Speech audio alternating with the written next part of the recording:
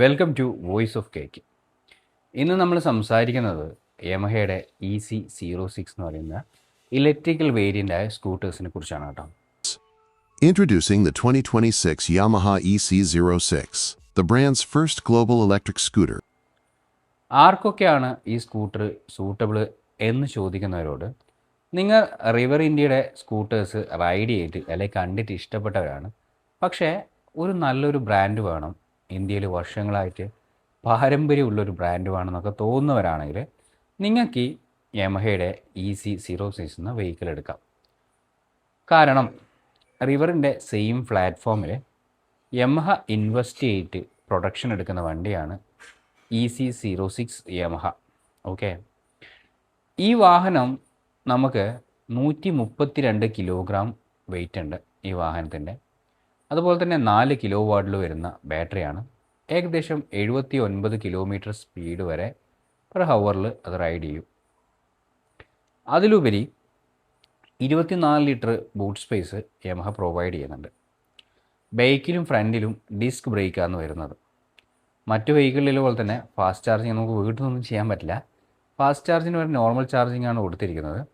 450 വോട്ടിൻ്റെ ചാർജിങ് ഏകദേശം 8 to 9 hours കൊണ്ടാണ് ചാർജ് ആവുക എന്നാണ് ഞാൻ പ്രതീക്ഷിക്കുന്നത്. പിന്നെ ആകെയുള്ളൊരു പോസിറ്റീവ് സൈഡ് എന്ന് വെച്ച് കഴിഞ്ഞാൽ, വാഹനങ്ങളെ ബാറ്ററിയിലോ മോട്ടേഴ്സിലോ എന്തെങ്കിലും എറേഴ്സോ അല്ലെങ്കിൽ എന്തെങ്കിലും ടെക്നിക്കൽ ഇഷ്യൂസോ ഉണ്ടാവുകയാണെങ്കിൽ മുൻകൂട്ടി മനസ്സിലാക്കി ഹോം ടു ലിങ്ക് എന്ന് പറയുന്നൊരു ഒരു ഫങ്ഷൻ ഉണ്ട് ഇതിൽ. അപ്പോൾ അതിനനുസരിച്ച് നിയന്ത്രിച്ച് അതിൻ്റെ ഇഷ്യൂസ് മോണിറ്ററിങ്ങിൽ നമുക്ക് ബ്ലിങ്ക് ചെയ്ത് കാണിച്ചാണ് വീട് വരെ അല്ലെങ്കിൽ അടുത്ത ചാർജിങ് സ്റ്റേഷൻ വരെ അല്ലെങ്കിൽ സർവീസ് സ്റ്റേഷൻ വരെ എത്തിക്കാനുള്ള ഒരു സിസ്റ്റവും കൂടി ഇതിൽ കൊടുത്തിട്ടുണ്ട്. പിന്നെ ഇതിനെപ്പറ്റി പറയുകയാണെങ്കിൽ 3 മോഡുകളാണ്: സ്റ്റാൻഡേർഡ്, പിന്നെ എക്കോ, പവർ. ഈ 3 മോഡുകളിലായിട്ടാണ് റൈഡ് വരുന്നത്. നമുക്ക് 169ഓളം കിലോമീറ്റർ IDC പറയുന്നുണ്ട്, പക്ഷേ 128 ആണ് നമുക്ക് റോഡിൽ കിട്ടുള്ളൂ. പിന്നെ ഇതിൻ്റെ സ്പെയർ പാർട്സിനെ പറ്റിയൊക്കെ പറയുന്നതാണെങ്കിൽ, നിങ്ങൾക്ക് ആ സ്കൂട്ടേഴ്സിനൊന്ന് സൂം ചെയ്ത് അതിൻ്റെ മോട്ടർ വരുന്ന പോർഷൻ നോക്കിക്കഴിഞ്ഞാൽ ഒരു R എന്നുള്ളൊരു സിംബളം കാണാം. റിവർ ഇന്ത്യയുടെ മോട്ടർ അല്ലെങ്കിൽ അവരെ വെഹിക്കിളിന് ഉപയോഗിക്കുന്ന കാര്യങ്ങൾ തന്നെയാണ് ഇതിലും കൊടുത്തിരിക്കുന്നത്. അപ്പോൾ റിവർ ഇന്ത്യയെ ഇഷ്ടപ്പെടാതിരിക്കുക അല്ലെങ്കിൽ ആ ഒരു ബ്രാൻഡിനോട് അത്രത്തോളം ഒരു താല്പര്യം ഇല്ലാണ്ടിരിക്കുന്നവർക്ക് മാത്രമാണ് ഈ വെഹിക്കിൾ എടുക്കാൻ പറ്റുക. ഏകദേശം 1.67ഓളം ഇതിൻ്റെ പ്രൈസ് റേഞ്ച് വരുന്നുണ്ട് കേട്ടോ. 1.67 പ്രൈസ് റേഞ്ച് എന്നുള്ളത് വലിയൊരു റേറ്റാണ്. ഏതറിൻ്റെ 8 ഇയർ വാറണ്ടിയിലെ വാഹനമൊക്കെ നമുക്ക് ആ പൈസക്ക് വാങ്ങിക്കാൻ പറ്റും. ഇപ്പോൾ 1.69 കൊടുത്തിട്ട് ഏകദേശം അതിൻ്റെ എക്സ്ഷോറൂം റേസാണ് കേട്ടോ ഞാൻ പറയുന്നത് 1.69. അത് ചിലപ്പോൾ 1.75 73 ഒക്കെ വരാം. അത് ഏകദേശം 3 വർഷം വാറണ്ടി, ഒരു 30,000 കിലോമീറ്ററാണ് അവർ തരുന്നത്. പിന്നെ ഒരു 4,900 രൂപയോളം കൊടുത്തു കഴിഞ്ഞാൽ നമുക്ക് അത് എക്സ്റ്റെൻഡ് ചെയ്തിട്ട് 5 വർഷത്തേക്ക് വരെ ആക്കാം. അപ്പോൾ എനിക്ക് തോന്നുന്നില്ല സാധാരണക്കാരനെ അപേക്ഷിച്ചിട്ട് യമഹ എന്ന് പറയുന്നൊരു ബ്രാൻഡ് ഇപ്പോൾ വാങ്ങിക്കാൻ പറ്റിയൊരു ടൈമല്ല. കാരണം അത്രയും പൈസ കൊടുത്ത് നമ്മൾ ആ ഒരു വാഹനം വാങ്ങിക്കേണ്ട ആവശ്യകത ഇല്ല. പക്ഷേ റിവർ ഇന്ത്യക്ക് ഏകദേശം ഈ റേറ്റിന് അടുപ്പിച്ച് വരുന്നത് റിവർ ഇന്ത്യക്ക്. ഓക്കെ, അപ്പോൾ നിങ്ങൾക്ക് റിവർ ഇന്ത്യ എടുക്കേണ്ട, പക്ഷേ ആ ഒരു ഡിസൈനുമായിട്ട് ഈക്വലൻ്റ് ആവുന്ന കുറച്ച് എന്താ പറയുക വലിയ ടയർ സൈസുള്ള അല്ലെങ്കിൽ ഒരു വലിയൊരു ബോഡിയൊക്കെ ഉള്ള ഒരു സ്റ്റൈലിഷായ വാഹനം എന്നുള്ള ആഗ്രഹം ഉണ്ടെങ്കിൽ, കൂടുതൽ എന്താ പറയുക എക്കണോമി അല്ലെങ്കിൽ മറ്റു കാര്യങ്ങളൊന്നും നോക്കാതെ ഒരു ബ്രാൻഡ് യമഹ എന്ന രീതിയിൽ വാങ്ങിക്കാനാണെങ്കിൽ മാത്രമാണ് ഈ വാഹനം സൂട്ടാവുള്ളൂ. അല്ലാതെ ഇന്ത്യൻ മാർക്കറ്റിൽ 8 വർഷം വാറണ്ടി കിട്ടുന്ന എയ്തർ, ചേതക്ക്, ഐക്യൂബിനില്ലാന്ന് തോന്നുന്നു, എയ്തർ, അതുപോലെ തന്നെ റിവർ ഇന്ത്യയൊക്കെ ഉണ്ട്.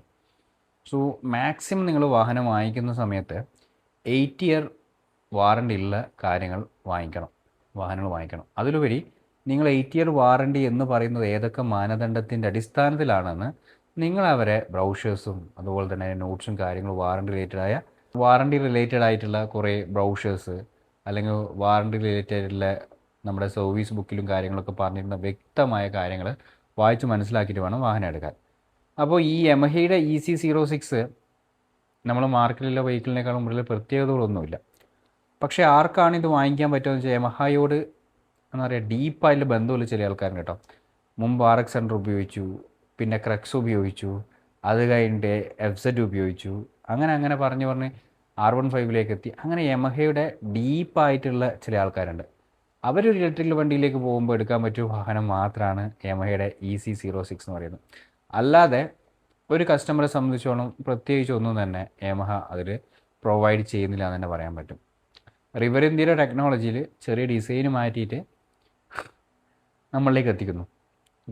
അങ്ങനെ അത് ആ ഒരു കാര്യം മാത്രമേ ഉള്ളൂ. അപ്പോൾ ഒരു സാധാരണക്കാരെ സംബന്ധിച്ചോളം 1.70 അല്ലെങ്കിൽ 75 കൊടുത്തിട്ട് ഈ ഒരു സ്കൂട്ടർ വാങ്ങിക്കാൻ മാത്രമുള്ള കാര്യങ്ങളില്ല എന്നാണ് എൻ്റെ പേഴ്സണൽ അഭിപ്രായങ്ങൾ. നിങ്ങൾ ആരെങ്കിലുമൊക്കെ ഈ യമഹയുടെ വാഹനം ഉപയോഗിക്കുന്നുണ്ടെങ്കിൽ കമൻ്റ് ഇടുക.